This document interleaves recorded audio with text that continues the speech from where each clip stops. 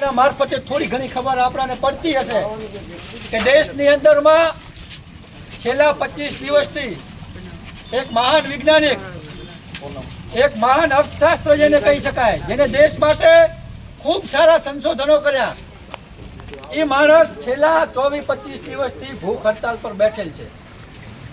એની એક જ માંગણી છે કે જે દેશનું આવનારું ભવિષ્ય છે, જે વિદ્યાર્થીઓ છે, મારે ઘડીએ પેપર લીક કરીને આમના ભવિષ્ય સાથે જે છેડછાડ કરવામાં આવે છે. હાલમાં જ થોડા સમય પહેલા નીટનું પેપર લીક થયું, એમાં દર્જનો વિદ્યાર્થીઓએ આત્મહત્યા કરી. આપણે બધા લોકો જાણીએ છીએ કે આ સુધી પહોંચતા કેટલાયના ઘર બહાર ખેતર પાત્ર વેચાઈ જાય ત્યારે આ પરીક્ષા સુધી પહોંચીએ છીએ. અને આપણા મા બાપો આપણા કનેથી કાંઈક અપેક્ષા રાખીને, આપણો સમાજ, આપણા સગા સંબંધીઓ આપણા કનેથી અપેક્ષા રાખીને બેઠા હોય છે કે ભાઈ અમારો છોકરો ભણે છે તો આગળ જઈને કાંઈક ભવિષ્યમાં પોતે આગળ વધશે અને સમાજ અને દેશ પ્રત્યેની પોતાની જવાબદારી નિભાવશે. પણ આ અભણ, નાલાયક અને નપુંસક સરકાર જેને કહી શકાય, આ સરકારના તમામે તમામ અભણ મંત્રીઓ, જેના વડાપ્રધાનની દીકરીઓના કોઈ અતા પતા ના હોય ત્યાં મંત્રીઓ આવા જ હોય. શિક્ષણ મંત્રી ધર્મેન્દ્ર પ્રધાન રાજીનામું આપે એ માંગ સાથે સોનમ વાંગચુકજી છેલ્લા 24-25 દિવસથી ભૂખ હડતાલ પર બેઠેલા હતા. આમને સિરિયસ આ સરકારે કોઈને નથી લીધા, આમને પણ સિરિયસ ન લેતા દેશનો જે યુવા વર્ગ કહેવાય, વિદ્યાર્થી વર્ગ કહેવાય, એમાં ખૂબ મોટો આક્રોશ જોવા મળ્યો અને દિલ્હીના જંતર મંતર ખાતે બધા લોકો ભેગા થયા અને પોતાની આ માંગણીને લઈ અને સરકાર સામે અવાજ ઉપાડવાનો પ્રયત્ન કર્યો.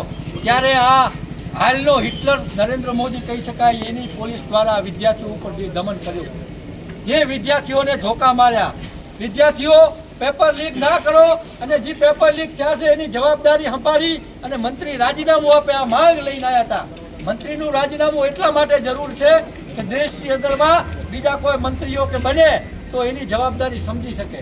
જો ધર્મેન્દ્ર પ્રધાન રાજીનામું આપશે તો પેપર લીક શું છે એમાં કાંઈ ફરક પડશે એવું અહીંયાથી આપણે નથી કહેતા, પણ કોઈકની જવાબદારી નક્કી થશે કે ભાઈ હજારો લાખો કરોડો વિદ્યાર્થીઓના ભવિષ્ય સાથે ચેડા થયા તો આનું જવાબદાર કોણ, એમ આની જવાબદારી નક્કી થાય એના રાજીનામું આપે એ માંગ લઈને દેશમાંથી લાખોની સંખ્યામાં દિલ્હીના જંતર મંતર ખાતે જ્યારે વિદ્યાર્થીઓ અને યુવાઓ એકત્રિત થયા હતા ત્યારે આમને સાંભળવાના બદલે આમને ઉપર ધોકાવારી કરી, આમને ઉપર ટીયર ગેસ છોડ્યા.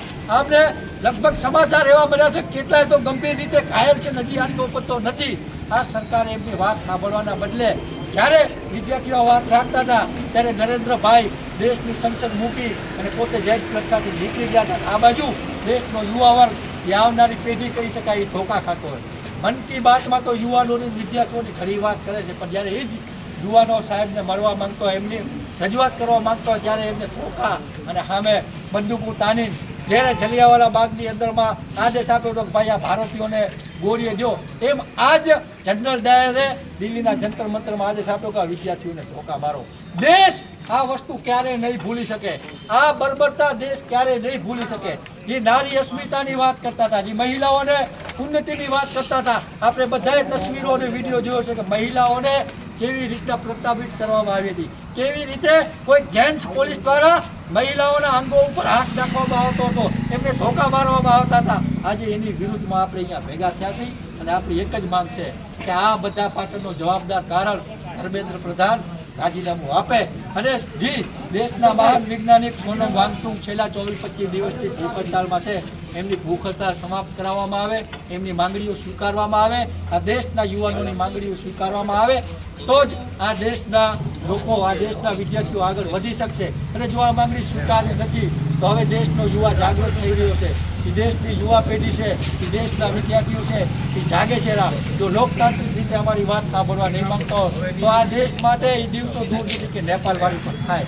એટલે આપણે આપણી રજૂઆત લઈ મામલતદાર સાહેબથી પણ આવી ગયા છે. એટલે વધારે વાત ન કરતા આપણી જે રજૂઆત છે મામલતદાર સાહેબ કરી અને આ સમગ્ર ઘટનાનો આપણે અહીંયા વિરોધ દર્શાવીએ છીએ અને જે વિદ્યાર્થીઓની માંગણી છે એ માંગણીને સમર્થન આપીએ છીએ. જો જરૂર જણાય તો આવનારા સમયમાં પણ આ બાબતે આપણે ઉગ્ર આંદોલન કરવા તૈયાર છીએ. જય ભીમ, ઇન્કલાબ જિંદાબાદ.